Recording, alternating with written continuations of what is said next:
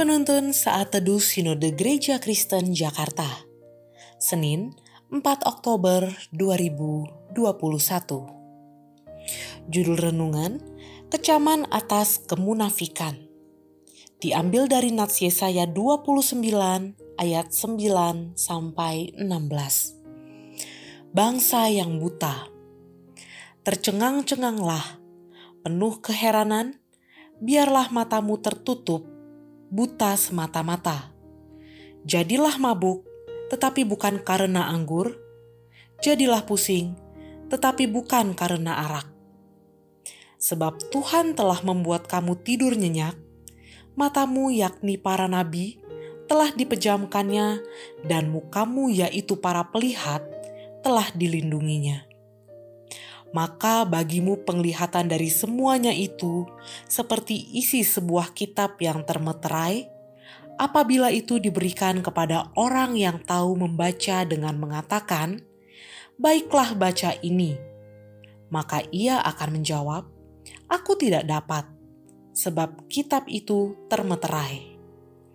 Dan apabila kitab itu diberikan kepada seorang yang tidak dapat membaca dengan mengatakan, "Baiklah, baca ini," maka ia akan menjawab, "Aku tidak dapat membaca." Dan Tuhan telah berfirman, "Oleh karena bangsa ini datang mendekat dengan mulutnya dan memuliakan aku dengan bibirnya, padahal hatinya menjauh daripadaku, dan ibadahnya kepadaku hanyalah perintah manusia yang dihafalkan, maka sebab itu, sesungguhnya aku akan melakukan pula hal-hal yang ajaib kepada bangsa ini, keajaiban yang menakjubkan. Hikmat orang-orangnya yang berhikmat akan hilang, dan kearifan orang-orangnya yang arif akan bersembunyi.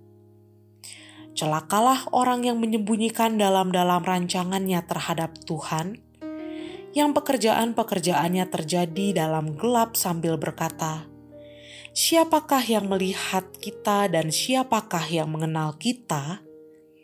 Betapa kamu memutar-balikan segala sesuatu. Apakah tanah liat dapat dianggap sama seperti tukang periuk, sehingga apa yang dibuat dapat berkata tentang yang membuatnya, "Bukan dia yang membuat aku." Dan apa yang dibentuk berkata tentang yang membentuknya, "Ia tidak tahu apa-apa."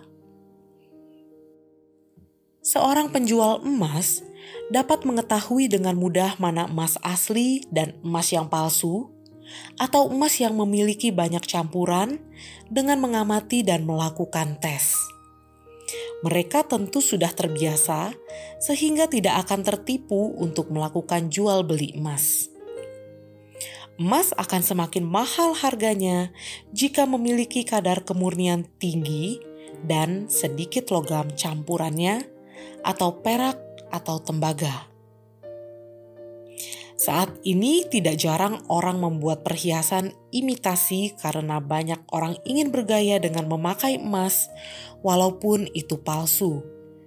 Tetapi perhiasan imitasi tidak akan bernilai apa-apa jika kita membawanya ke toko emas. Penyembahan kepada Allah juga ada yang sejati dan yang palsu. Bangsa Israel digambarkan sebagai bangsa yang buta karena menyembah dalam kemunafikan. Padahal Allah adalah roh, bukan daging. Sehingga penyembah harus menyembah dalam roh, bukan dalam kemunafikan.